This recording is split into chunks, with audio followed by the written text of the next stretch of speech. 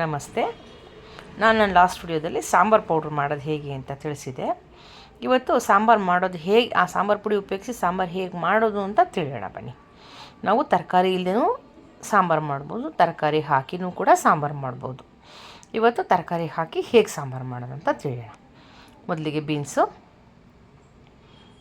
Tomato, ಗೆಡ್ಡೆಕೋಸು, ಈರುಳ್ಳಿ, ದಪ್ಪ ಮೆಣಸಿನ್ಕಾಯಿ ಮತ್ತು ನಂತರದಲ್ಲಿ 100 ಗ್ರಾಮಷ್ಟು ಬೇಳೆ. ನಾನು ಮಾಡ್ತಾರಂಥ ಸಾಂಬಾರು ಒಂದು 6 ಜನದಷ್ಟು ಊಟ ಮಾಡ್ಬೋದು. 4ರಿಂದ 6 ಜನದಷ್ಟು ಊಟ ಮಾಡ್ಬೋದು. ನಾವು ಅದನ್ನು ಹೇಗೆ ಗಟ್ಟಿಗೆ ಮಾಡ್ತೀವೋ ತೆಳ್ಳಗೆ ಮಾಡ್ತೀವಿ ಅನ್ನೋದ್ರ ಮೇಲೆ ಡಿಪೆಂಡ್ ಆಗುತ್ತೆ. ಮೊದಲಿಗೆ ಒಂದು ಒಲೆ ಮೇಲೆ ಒಂದು ಕುಕ್ಕರ್ ಇಟ್ಟು ಕುಕ್ಕರ್ಗೆ ಸ್ವಲ್ಪ ನೀರು ಹಾಕಿ ಬೇಳೆ ಬೇಯಿಸ್ಕೊಳ್ಳೋಣ.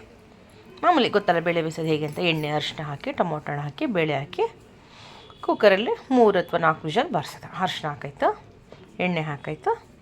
ನಂತರದಲ್ಲಿ ನಾನು ತೊಗೊಂಡಂಥ ಸಣ್ಣದ ನಾಟಿ ಟೊಮೊಟೊ ಒಂದು 5 ಟೊಮೊಟೊ ಹಾಕ್ತಾಯಿದ್ದೀನಿ. ಇಲ್ಲಿ ಹುಳಿ ಟೊಮೊಟೊ ಹಾಕಿದ್ದೀನಿ. ನಂತರದಲ್ಲಿ ಈರುಳ್ಳಿ, ಒಂದು ಈರುಳ್ಳಿ ತೊಗೊಂಡಿದ್ದೆ, ಅರ್ಧ ಈರುಳ್ಳಿ ಬೇಳೆ ಬೇಯಕ್ಕೆ, ಇನ್ನು ಅರ್ಧ ಈರುಳ್ಳಿ ಒಗ್ಗರಣೆಗೆ. ತೊಳೆದಿಟ್ಟಿರೋಂಥ 100 ಗ್ರಾಮ್ ಬೇಳೆನ ಇಲ್ಲಿ ಕುಕ್ಕರ್ಗೆ ಹಾಕಿ ಬೇಯಿಸೋಣ. 4ರಿಂದ 5 ವಿಷಲ್ ಬಾರಿಸ್ಕೊಬೋದು. ನೋಡಿ, ಕುಕ್ಕರ್ ಕೂಗಾಯಿತು. ಸ್ಟವ್ ಆಫ್ ಮಾಡಿದ್ದೀನಿ. ಕುಕ್ಕರ್ ಲಿಡ್ನ ಓಪನ್ ಮಾಡಿ ಬೇಳೆ ನೋಡಿ ಚೆನ್ನಾಗಿ ಬೆಂದಿದೆ ಬೇಳೆ. ಈಗ ಟೊಮೊಟೊನೆಲ್ಲ ತೆಗೆದಿಟ್ಕೊಳ್ಳೋಣ. First tomato ತೆಗೆದಿಟ್ಕೊಳ್ಳೋಣ. ಯಾಕೆ ಅಂತ ಹೇಳ್ತೀನಿ. ಟೊಮೊಟೊನೆಲ್ಲ ತೆಗೆದು ಚೆನ್ನಾಗಿ ಬೆಂದಿರೋಂಥ ಬೇಳೆನ ಚೆನ್ನಾಗಿ ತಿರುಗಿಸಿ ಸ್ಟವ್ನ ಆನ್ ಮಾಡಿ ಇದಕ್ಕೆ ನಾವು ತೊಳೆದು ಹೆಚ್ಚಿಟ್ಟಿರೋಂಥ ತರಕಾರಿಗಳನ್ನೆಲ್ಲ ಫಸ್ಟು ಹಾಕೋಣ. ಬೇಳೆ ಕಟ್ಟಿಗೆ ನೋಡಿ, ಬೀನ್ಸು, ಗೆಡ್ಡೆಕೋಸು, ದಪ್ಪ ಮೆಣಸಿನ್ಕಾಯಿ. ಸ್ಟವ್ನ ಆನ್ ಮಾಡಿ ತರಕಾರಿನ ಹಾಕಿದ್ದೀವಿ. ಇಲ್ಲಿ ಒಂದು ಸೌಟಲ್ಲಿ ತಿರುಗೋಣ. ತರಕಾರಿನ ಇಲ್ಲಿ ಹೆಚ್ಚಾಗಿದೆ. ನಾವು ನನ್ನ ಮನೇಲಿ ತರಕಾರಿನ ಎಲ್ಲರೂ ದೊಡ್ಡವರು ಇರೋದ್ರಿಂದ ತರಕಾರಿ ಎಲ್ಲ ಚೆನ್ನಾಗಿ ತಿಂತಾರೆ. ನೋಡಿ, ತಗೊಳ್ಳೋಂಥ ಟೊಮೊಟೊನ ತಣ್ಣೀರಿಗೆ ಹಾಕೋಣ. ಯಾಕೆ ಹಾಕೋಣ ಅಂದರೆ ನಾವು ಈ ಟೊಮೊಟೊ ಸಿಪ್ಪೆ ತೆಗಿಬೇಕು. ಹಾಗಾಗಿ ತಣ್ಣೀರಿಗೆ ಹಾಕ್ಬಿಟ್ಟು ನೋಡಿ ಎಷ್ಟು ಈಸಿಯಾಗಿ ಟೊಮೊಟೊ ಸಿಪ್ಪೆನ ತೆಗೆದಿರ್ಕೊಳ್ಳಿ. ಯಾಕೆ ಟೊಮೊಟೊ ಸಿಪ್ಪೆ ತೆಗಿಬೇಕು ಅಂದರೆ ನಮ್ಮ ಮನೆಯಲ್ಲಿ ಮನೆಯವ್ರಿಗಾಗಲಿ ಮಕ್ಕಳಿಗಾಗಲಿ ಸಾರಲ್ಲಿ ಈ ಥರ ಬೇಳೆ ಸಾರು ಮಾಡಿದಾಗ ಟೊಮೊಟೊ ಸಿಕ್ಕಿದ್ರೆ ಇಷ್ಟ ಆಗೋಲ್ಲ. ಸಿಪ್ಪೆ ತೆಗೆದಂಥ ಟೊಮೊಟೊನ ಮಿಕ್ಸಿ ಜಾರಲ್ಲಿ ರುಬ್ಬಿ ಈ ಬೇಯ್ತಾರ ಅಂತ ಬೇಳೆ ಕಟ್ಟಿಗೆ ಹಾಕೋಣ. ನಾನಿಲ್ಲಿ ಯಾವುದೇ ರೀತಿ ತೆಂಗಿನಕಾಯಿನ ಉಪಯೋಗಿಸ್ತಾ ಇಲ್ಲ. ನೋಡಿ, ರುಚಿಗೆ ತಕ್ಕಷ್ಟು ಉಪ್ಪು. ನಾವು ಮಾಡಿದಂಥ ಬೇಳೆ ಸಾಂಬಾರು ಪುಡಿ ನಾನಿಲ್ಲಿ 2 ಚಮಚದಷ್ಟು ಬೇಳೆ ಸಾಂಬಾರು ಪುಡಿ ಹಾಕಿದ್ದೀನಿ. ನಾನು 2 ಚಮಚದಷ್ಟು ಬೇಳೆ ಸಾಂಬಾರು ಪುಡಿನ ಹಾಕಿದ್ದೀನಿ. ಈ ಮಾಡ್ತಾರಂಥ ಸಾಂಬಾರು ಒಂದು 6 ಜನದಷ್ಟು ಊಟ ಮಾಡ್ಬೋದು. ಅಷ್ಟು ಈ ಸಾಂಬಾರನ್ನ ಅನ್ನೋದ ಜೊತೆ ಮುದ್ದೆ ಜೊತೆ ತಿನ್ಬೋದು. ಇದ್ರ ಜೊತೆ ಒಂದು ಹಪ್ಪಳ, ಉಪ್ಪಿನಕಾಯಿ ಅಥವಾ ಮಜ್ಜಿಗೆ ಮೆಣಸಿನ್ಕಾಯಿ ಏನಾದ್ರು ಇದ್ದರೆ ನಂಚ್ಕೊಂಡು ಊಟ ಮಾಡ್ಬೋದು. ಇದಕ್ಕೆ ಬಿಸಿ ಬಿಸಿ ಅನ್ನ ಮಾಡಿಕೊಂಡು ತುಪ್ಪ ಹಾಕ್ಕೊಂಡು ತಿಂದ್ರಂತೂ ಸೂಪರಾಗಿರುತ್ತೆ ಸಾಂಬಾರು. ನೋಡಿ ಆಯಿತು. ನಾವು ಟೊಮೊಟೊದಿಂದ ತೆಗೆದಂಥ ಟೊಮೊಟೊ ಸಿಪ್ಪೆ ನೋಡಿ, ಖಾರದ ಪುಡಿ, ಉಪ್ಪು, ತರಕಾರಿ, ಬೇಳೆಕಟ್ಟು, ರುಬ್ಬಿರೋಂಥ ಟೊಮೊಟೊ ಎಲ್ಲ ಹಾಕಿ ಸಾರು ಕುದೀತಾ ಇದೆ. ಕುದೀಲಿ.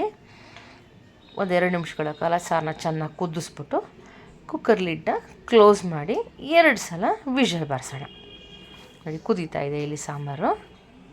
2 ವಿಷಲ್ ಬಾರಿಸೋಣ. ನೋಡಿ, ಸ್ಟವ್ ಐ ಫ್ಲೇಮಲ್ಲೇ ಇದೆ. ನೋಡಿ, ಸಾರು ಕುದೀತಾ ಇದೆ. ಈಗ ಸಾರನ್ನ ನಾವಿನ್ನೂ ಒಗ್ಗರಣೆ ಮಾಡಿಲ್ಲ. ಈಗ ಸಾಂಬಾರನ್ನ ಒಗ್ಗರಣೆ ಮಾಡೋಣ. ಒಗ್ಗರಣೆಗೆ ಈರುಳ್ಳಿ, ಜೀರಿಗೆ, ಇಂಗು, ಸಾಸಿವೆ. ನಾವು ಒಗ್ಗರಣೆಗೆ ಎಣ್ಣೆನಾದರೂ ಹಾಕ್ಬೋದು, ತುಪ್ಪನಾದರೂ ಹಾಕ್ಬೋದು. ಆದರೆ ನಾನಿಲ್ಲಿ ತೆಂಗಿನೆಣ್ಣೆ ಉಪಯೋಗಿಸ್ತಾ ಇದ್ದೀನಿ. ನೋಡಿ, ಕಾದಂಥ ಎಣ್ಣೆಗೆ ಸಾಸಿವೆ, ನಂತರದಲ್ಲಿ ಜೀರಿಗೆ. ನೀವು ಇನ್ನೂ ಜಾಸ್ತಿ ಸಾಂಬಾರು ಬೇಕಂದರೆ ಜಾಸ್ತಿ ಮಾಡ್ಕೊಬೋದು, ಕಡಿಮೆ ಬೇಕು ಅಂತಂದರೆ ಕಡಿಮೆ ಮಾಡ್ಕೊಬೋದು ಅಷ್ಟೇ. ಈರುಳ್ಳಿ ತೊಗೊಂಡಂಥ 1 ಈರುಳ್ಳಿಲಿ ಅರ್ಧ ಈರುಳ್ಳಿ ಬೇಯಕ್ಕೆ, ಅರ್ಧ ಈರುಳ್ಳಿ ಒಗ್ಗರಣೆಗೆ. ಇಲ್ಲಿ ಇಂಗು, ನಾನು LG ಹಿಂಗೆ ಉಪಯೋಗಿಸೋದು, LG ಪುಡಿ ಹಿಂಗು. ನೋಡಿ, ಕುಕ್ಕರ್ ವಿಷಲ್ ಹೋಯಿತು.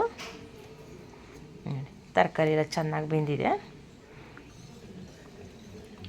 ಸಾಂಬಾರಿಗೆ ನಾವಿನ್ನೂ ಒಗ್ಗರಣೆ ಮಾಡಿಲ್ಲ, ಒಗ್ಗರಣೆ ಹಾಕ್ತಾಯಿದೆ. ನಾವು ಒಗ್ಗರಣೆನ ಮಾಡಿ ಸಾಂಬಾರಿಗೆ ಹಾಕಿ ಲಿಡ್ ಕ್ಲೋಸ್ ಮಾಡಿ ಕುಗ್ಸಾರು ಕುಗ್ಸ್ಬೋದು, ಅಥವಾ ಸಾಂಬಾರೆಲ್ಲ ಮಾಡಿ ಲಾಸ್ಟಾದರೂ ಒಗ್ಗರಣೆ ಮಾಡ್ಬೋದು. ಲಾಸ್ಟಲ್ಲೇ ಒಗ್ಗರಣೆ ಮಾಡಿದ್ರೆ ಸಾಂಬಾರು ತುಂಬ ರುಚಿ ಕೊಡುತ್ತೆ, ಸ್ವಲ್ಪ ರುಚಿ ಜಾಸ್ತಿ ಆಗುತ್ತೆ ಅಷ್ಟೆ. ನೋಡಿ ಇಲ್ಲಿ ಈರುಳ್ಳಿ ಎಲ್ಲ ಫ್ರೈ ಆಗ್ತಾಯಿದೆ. ಈಗ ಒಗ್ಗರಣೆನ ತೆಗೆದು ಸಾಂಬಾರಿಗೆ ಹಾಕೋಣ. ನೋಡಿ 2 ವಿಷಲ್ ತರಕಾರಿ ಎಲ್ಲ ಖಾರ ಎಲ್ಲ ಹಾಕಿ 2 ವಿಷಲ್ ಬಾರಿಸಿದ್ವಲ್ಲ, ಅದರೊಳಗೆ ನೋಡಿ ಹಾಕಿ. ಯಾಕಪ್ಪ ಅಂದರೆ ಎಣ್ಣೆ ಇರುತ್ತೆ, ಹಿಂಗಿರುತ್ತೆ, ಅದು ರುಚಿ ಎಲ್ಲ ಮತ್ತೆ ಸಾಂಬಾರಿಗೆ ಸೇರ್ಕೊಳ್ಳಿ ಅಂತ. ಈ ಸಾಂಬಾರು ಜೊತೆ ಅನ್ನ ಮುದ್ದೆ ಎಲ್ಲ ತಿನ್ಬೋದು, ಚೆನ್ನಾಗಿರುತ್ತೆ. ರುಚಿಕರವಾದಂಥ ತರಕಾರಿ ಸಾಂಬಾರು ರೆಡಿ ಆಯಿತು ಕೆಂಪಕ್ಕಿ ಅನ್ನದ ಜೊತೆ.